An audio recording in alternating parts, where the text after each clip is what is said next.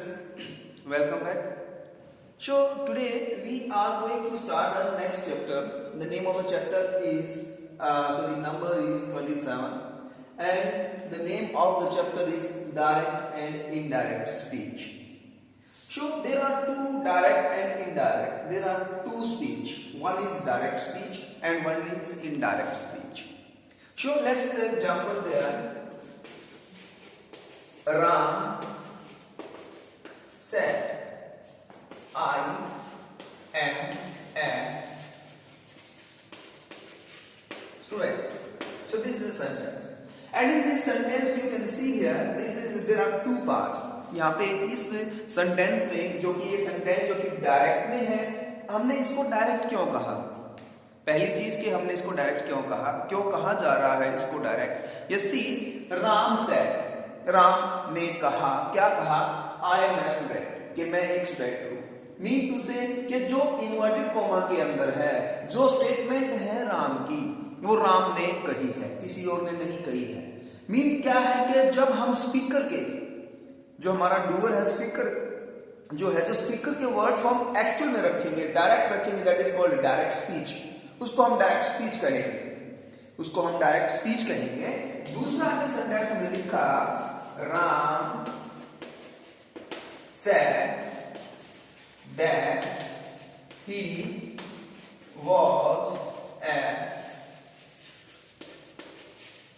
student. He was a student. So now these words, Ram said that he was a student. अब ये जो words हैं, राम ने खुद नहीं कहे हैं, नहीं, इन वर्ड्स को किसी और ने कहा है. राम ने कहा, यहां पे देखिएगा दोबारा से कि राम said, राम ने कहा कि मैं एक स्टूडेंट हूं. दूसरे में कहा कि राम said, राम ने कहा, क्या कहा? दैट की वो एक स्टूडेंट था. अब ये वर्ड्स राम ने खुद नहीं कहे हैं, इसीलिए हम इसको रहेंगे, लिखेंगे, इसको बोलेंगे हम डायरेक्ट, और दूसरा जो रहेगा हमारा वो रहेगा इनडायरेक्ट. तो अब इनडायरेक्ट में आपने देखा कि हमने तो यहाँ पे इसको, जो ये है हमारा ये पार्ट, इसको जोड़ने के लिए हम उसके बारे में बात करेंगे. तो पहले हम बात कर लेते हैं हमारा जो डायरेक्ट है उसके बारे में. Yes, so direct जो स्पीच है, direct speech has to part. जो हमारा डायरेक्ट स्पीच है उसके टू पार्ट्स हैं. कौन कौन से हैं वो देखिए. एक है हमारा ये वाला जो कोमा से अलग है, एक ये है जो इन्वर्टेड कोमा के अंदर है. तो अब हमें पता करना है कि ये क्या है और ये क्या है. तो जो इन्वर्टेड कोमा से बाहर है वो है हमारा वो है हमारा रिपोर्टिंग वर्ब है, जो कि ये वाला पार्ट है रिपोर्टिंग वर्ब. और जो इन्वर्टेड कोमा के अंदर है, जो इन्वर्टेड कोमा के अंदर है वो है हमारा reported speech. That is our reported speech. जो बोली हुई बात है किसी की, वो हमारी रिपोर्टेड स्पीच है. तो उसको हम इन्वर्टेड कॉमा के अंदर रखते हैं. तो ये एक है हमारा रिपोर्टिंग वर्ब. और ये जरूरी नहीं है कि ये रिपोर्टिंग वर्ब शुरुआत में ही होगी, नहीं, ऐसा बिल्कुल भी नहीं है कि रिपोर्टिंग वर्ब हमारी आगे पीछे हो सकती है. क्या हो सकती है कि ये हमारा जो रिपोर्टेड स्पीच है ये यहां हो सकता है, ये हमारी जो रिपोर्टिंग वर्ब है ये यहां हो सकती है. Doesn't matter. मीन टू से कि हमारा जो रिपोर्टेड स्पीच होगी वो रिपोर्टेड स्पीच कोमाज में होगी, इन्वर्टेड कोमाज में होगी. That's it. वो आगे हो वो पीछे हो, डजंट मैटर, बट हमारी रिपोर्टेड स्पीच जो होगी वो इन्वर्टेड कोमा में होगी. That's fine. Okay, so now there are reporting verb and reported speech. So reporting verb and reported speech. In this reporting verb, this is subject and this is verb. This is verb, and this subject may be reporter. We can call it reporter. Yes, because it is reporting the thing. Yes, who spoke this? किसने बोला ये? It is spoken by Ram. ये राम ने बोला, ये राम ने बोला है. तो रिपोर्टर कौन है?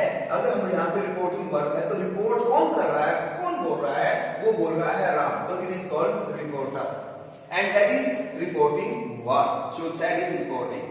And this is our reported speech. So now the next thing is there, what we have to make changes. How many changes we have to make? कि हमें कितने सारे चेंज करने हैं एक डायरेक्ट को इनडायरेक्ट में ले जाने के लिए, एक डायरेक्ट को इनडायरेक्ट में ले जाने के लिए हमें 3 चेंज करने हैं। पहला चेंज है हमारा tense, we have to change tense.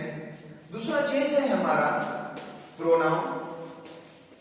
तीसरा चेंज है हमारा, वो है हमारा nearness and फारनेस,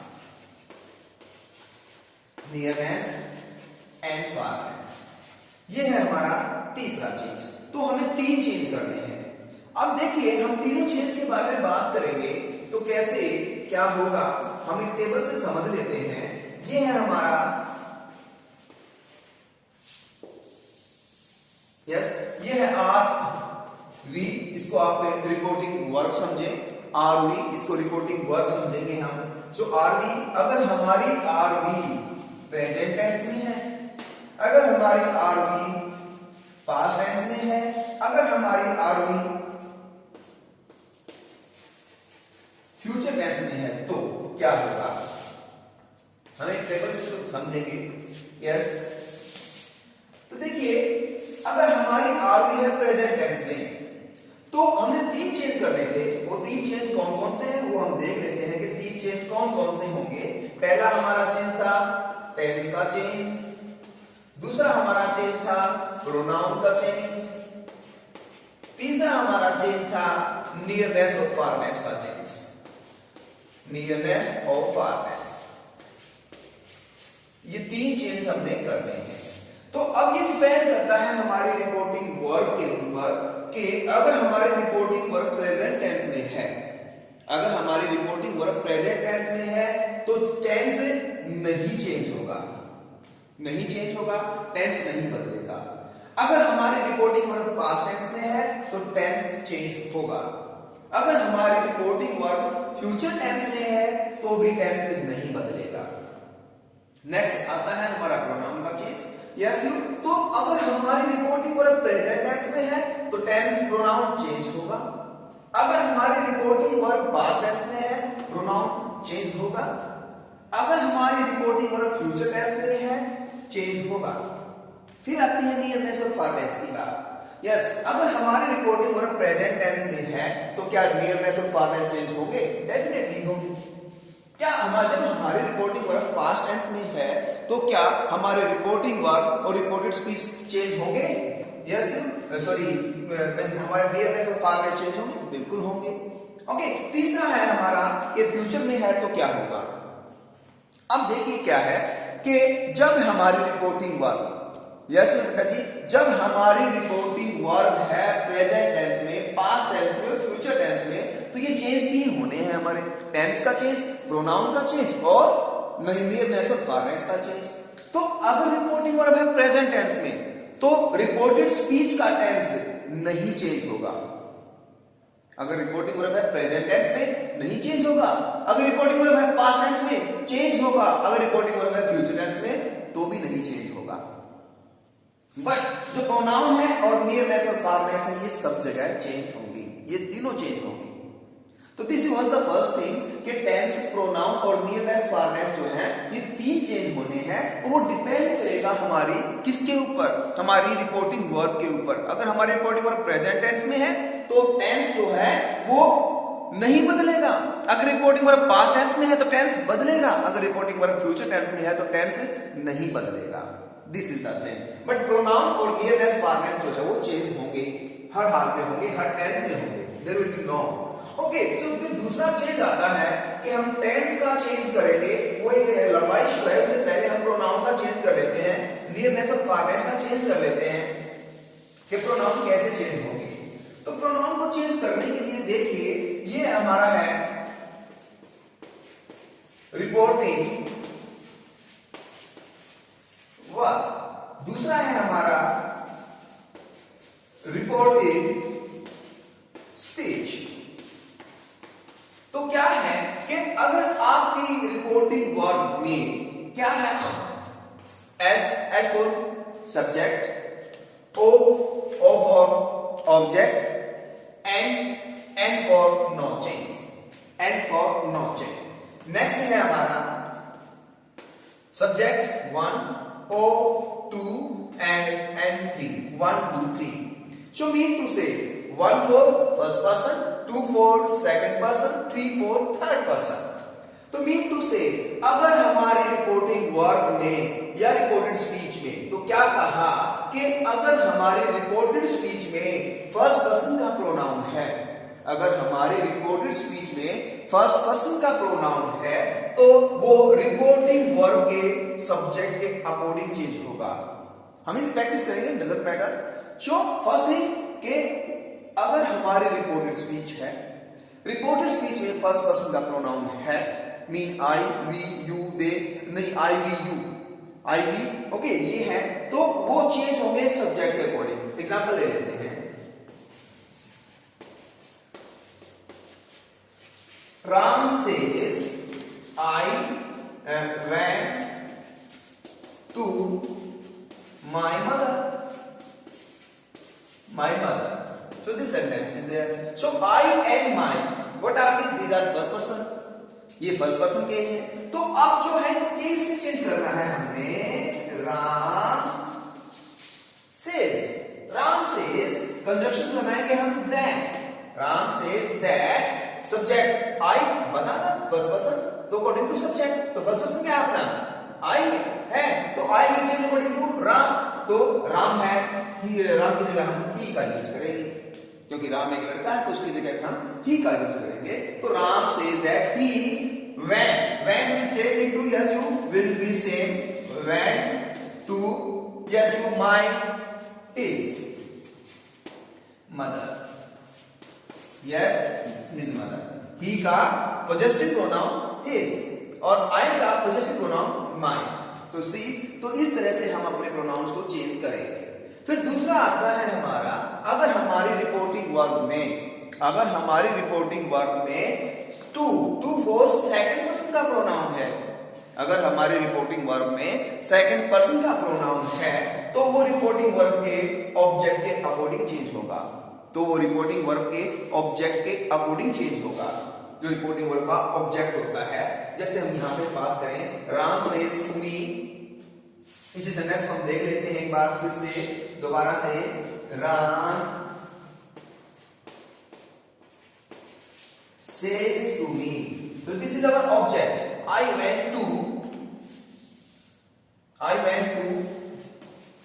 your mother, so now your, this is our second person pronoun, so second person pronoun will change according to what? Ram tells me that he went to your, yes second person according to object, and what is the object? Me, so here हो जाएगा my, so that he went to my mother, that's it, okay। And the next one is third person pronoun will not change, then and for not change, there will be no change, yes you, if our sentence has third person pronoun, reported speech में third person का pronoun है, तो हमारा reported speech का जो pronoun है वो change नहीं होगा, वो एज इट इज आ जाएगा। अब नेक्स्ट जो चेंज आएगा हमारा, हमने अभी क्या देखा कि कंजक्शंस का चेंज है, कंजक्शन, जैसे कंजक्शंस क्या लगाने हैं हमने, conjunctions, so conjunctions will depend on, conjunction जो डिपेंड करेंगे वो हमारी रिपोर्टेड स्पीच के ऊपर डिपेंड करेंगे, यस रिपोर्टेड स्पीच के ऊपर, रिपोर्टेड स्पीच पे डिपेंड करेंगे, क्या डिपेंड करेंगे, कंजक्शन रिपोर्टेड स्पीच के ऊपर डिपेंड करेंगे। रिपोर्टेड स्पीच कहां है? रिपोर्टेड स्पीच इन्वर्टेड कॉमा के अंदर है, तो रिपोर्टेड स्पीच जो इन्वर्टेड कॉमा के अंदर है उसके ऊपर डिपेंड करेगा कि कंजक्शन क्या लगना है, कंजक्शन क्या लगना है वो रिपोर्टेड स्पीच के ऊपर डिपेंड करेगा। अब रिपोर्टेड स्पीच में अगर सेंटेंस है असर्टिव सेंटेंस है, तो वो वहां पे कंजक्शन आपका दैट रहेगा, कंजक्शन दैट रहेगा। अगर रिपोर्टेड स्पीच में सेंटेंस आपका है इंटेरोगेटिव, तो कंजक्शन आपका इफ या क्वेश्चन वर्ड रहेगा, इफ और क्वेश्चन वर्ड। अगर क्वेश्चन वर्ड से स्टार्ट है आपकी रिपोर्टेड स्पीच, तो वो क्वेश्चन वर्ड ही हमारा कंजक्शन बन जाएगा।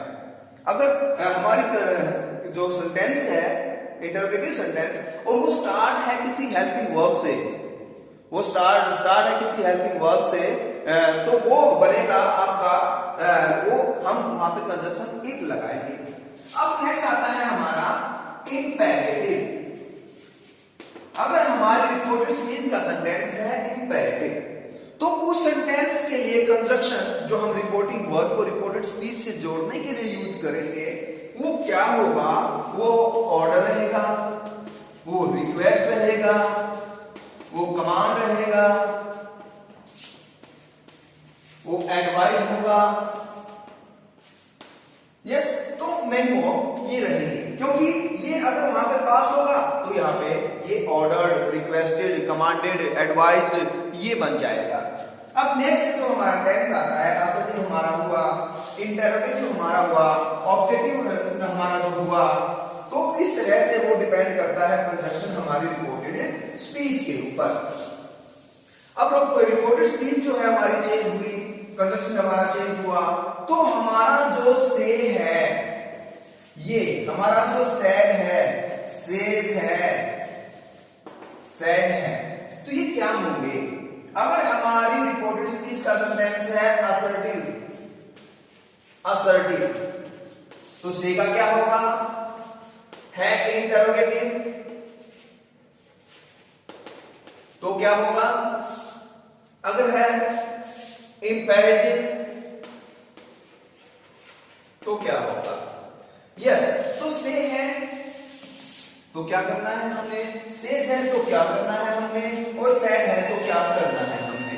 यस, सेज है अगर सेंटेंस है आपका असर्टिव रिपोर्टेड स्पीच में, असर्टिव रिपोर्टेड स्पीच में, तो क्या करेंगे हम? हमारा जो से है वो से का से रहेगा।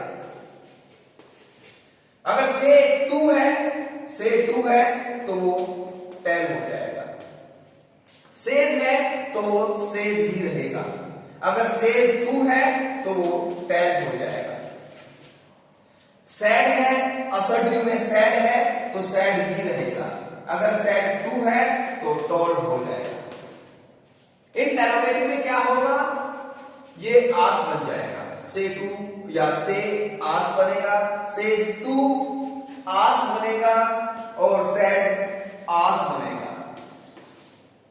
इंपेरेटिव में क्या होगा? इसमें होगा ऑर्डर या order. Next one is advice या एडवाइजेस, एक जो भी आएगा वो आ जाएगा वहां पे। और ये सेज टू क्या हो जाएगा?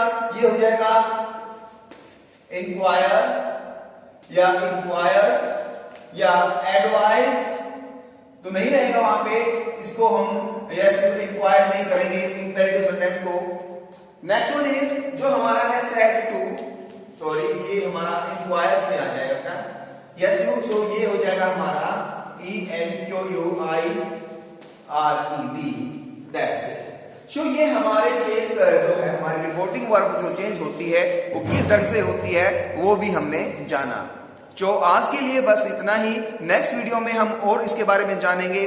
Till then, thank you, have a nice day.